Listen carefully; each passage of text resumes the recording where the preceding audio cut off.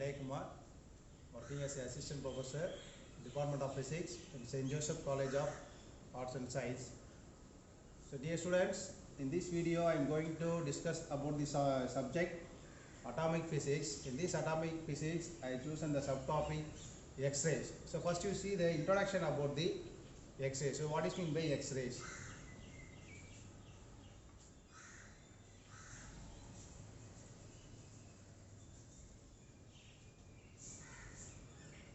So X-rays is nothing but a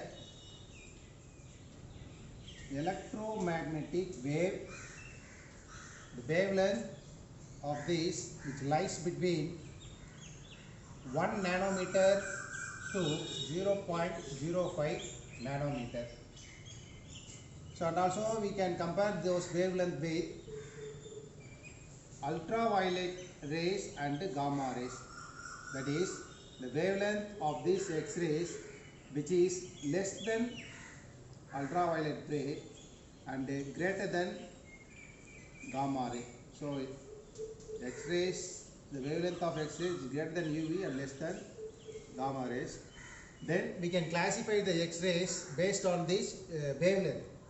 So X-rays are basically classified into two types: soft X-rays, hard X-rays.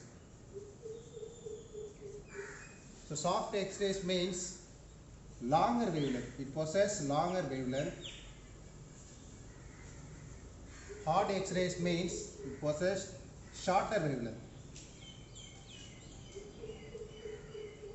So X-rays classified into two types: soft X-rays and hard X-rays. Soft X-rays, it means it was having longer wavelengths. So next we see about the production of X-rays, how we produce the X-rays.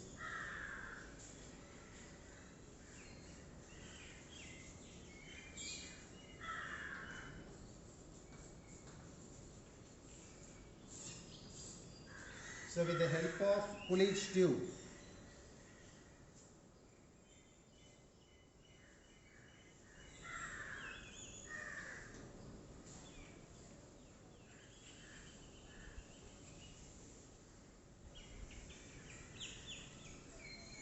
so inside the Coolidge tube there is having the target material which is made up of tungsten or molybdenum. Here there is an inlet and outlet through which we can pass the water, cold water. So opposite to the target filament we have in the filament F.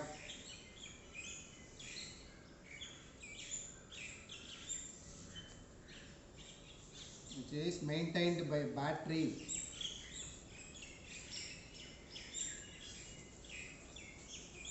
So then we have applied the potential.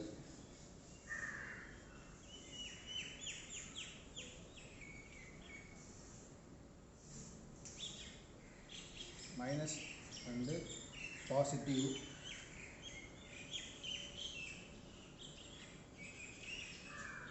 There is a metal cup G.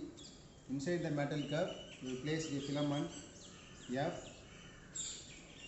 So once we apply the battery to those filament, we can get a accelerated electrons from the filament F. So these accelerated electrons moving towards the target material and hit the target material. Due to that, the high melting point,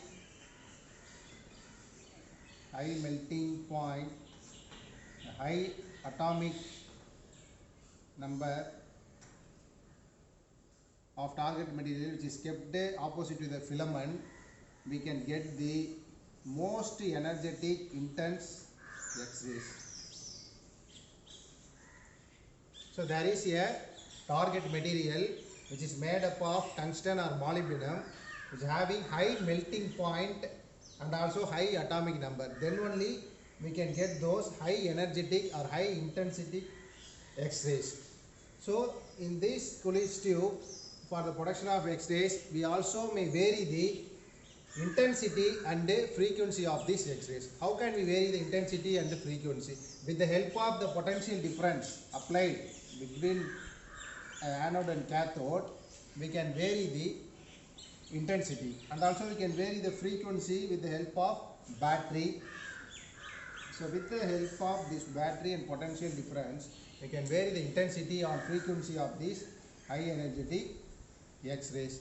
So once the electrons targeted or incident or bombardment to the target material, there is a large amount of heat will generated inside this tube. So there we passes a cold water through inlet and outer towards those target material, or circulated towards the target material through a tube named as copper tube. The material, the tube is made up of copper. So to remove the heat or reduce the amount of heat produced inside those tubes. So these are the instrumentation which is given by Coolidge for the production of X-rays. So next we move to the advantages and disadvantages of the X-rays.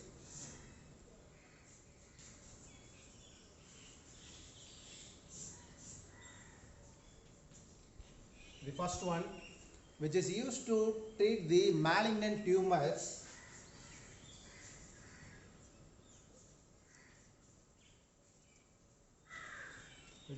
malignant or detect the malignant tumors inside our human body before it spread to the overall to the human body. Then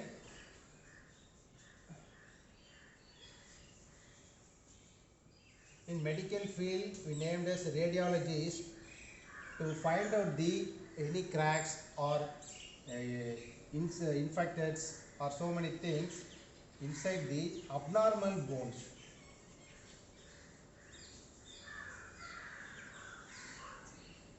To study any the cracks or any foreign bodies, to detect by using the study named as radiologist, which is applied in a medical field, and also to treat the or to detect the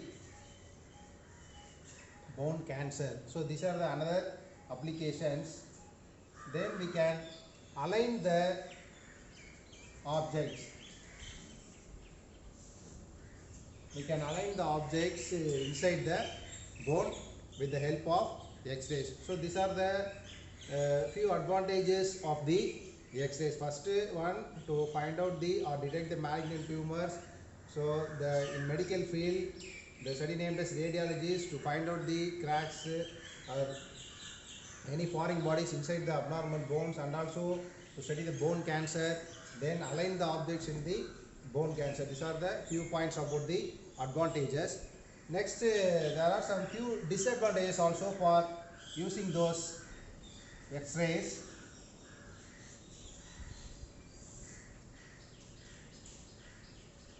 It creates the hydrogen peroxide inside your blood cells. Hydrogen peroxide.